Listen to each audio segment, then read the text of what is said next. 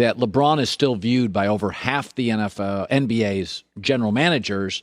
If you had a winner-take-all game, it's a Game 7, who would you take? Who would you take as the player in a Game 7, a winner-take-all, and LeBron for half the general managers was at least half would be the guy. So I'm going to give you my 10.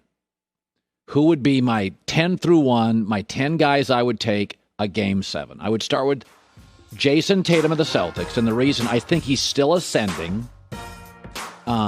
He's a little inconsistent sometimes, a little bit with his shooting, but he was the second leading scorer in the fourth quarter in the playoffs this year behind only Kevin Durant. So the thing I like about him, he is never reluctant late in games. He's a very aggressive kid who is always willing to take the shots. I'd put him in. This shows you how many good players we have when he's 10. 9 would be Donovan Mitchell, who can play both ends of the floor. You know, the last 2 years in the playoffs, he's the leading scorer, 34 a game. When Mike Conley got hurt and they really relied on Donovan Mitchell's offense, he delivered. Rudy Gobert doesn't score much either. So it's pretty impressive when everybody in the arena knows it's Donovan Mitchell. I thought he had an amazing postseason this year. I put Damian Lillard at 8 because I think he's a better pure shooter than Donovan Mitchell, but he's not as good a defender. He has been great in clutch games. Dame is 4-1 in games 6 or 7 in his career. He is next to Steph Curry, or maybe better than Curry, the best clutch player. Now, he's going to give a lot up on the defensive end. He's small, not much of a defender. So I put Harden at 7, a little bigger athlete. And I also think James, he's in his prime right now. I think James' ability to distribute this year was really impressive. When Kevin Durant got hurt, he got all these young net players and these kind of C-level players involved. I thought it was the first time I was really all in on Harden. I would put Luka 6, and you could go either way. Maybe I'm wrong on this, but I think Luka's going to take another step this year. He's only 22. So as good as Luka is, I think he's going to be in a little better shape. He's coming off that great 17-1 record in the international competition with Slovenia. And I think he'll be an even better player this year, whereas Harden, I think we've seen the best of James. Number 5, Steph Curry. He gives up a little bit on the defensive end. 6 of the last 9 years, he's been leading three-point shooter. He's been in a ton of big games. I may have him too low at 5. Again, can be a little erratic with the ball in his hands. He's got some turnovers, and he's not much of a defender. Always trust him in a big spot. 4, when he's healthy, Kawhi Leonard. He's such a great get a bucket, get a stop guy. Now, again, we know he's going to be hurt. He's not going to be here most of next year, or at least half of it.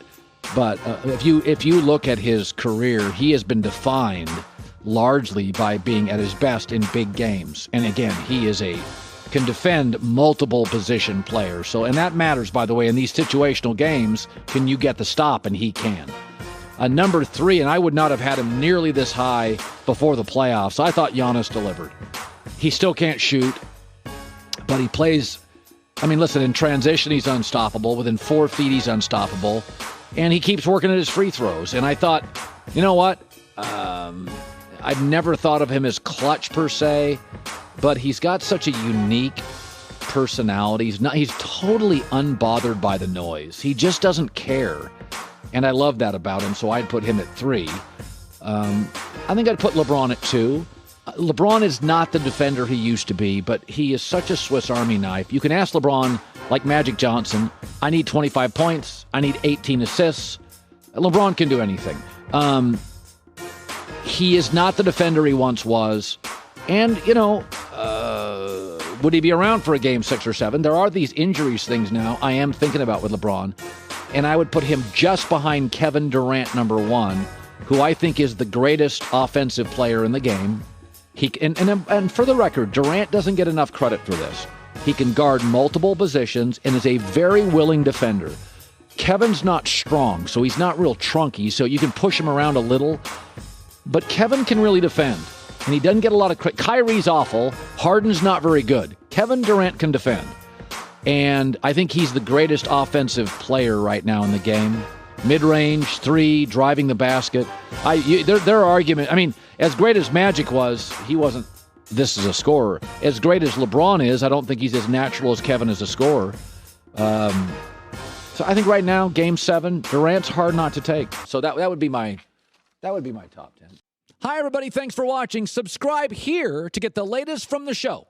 Also, be sure to check out more of the best clips from The Herd or go watch a few segments from other shows on FS1.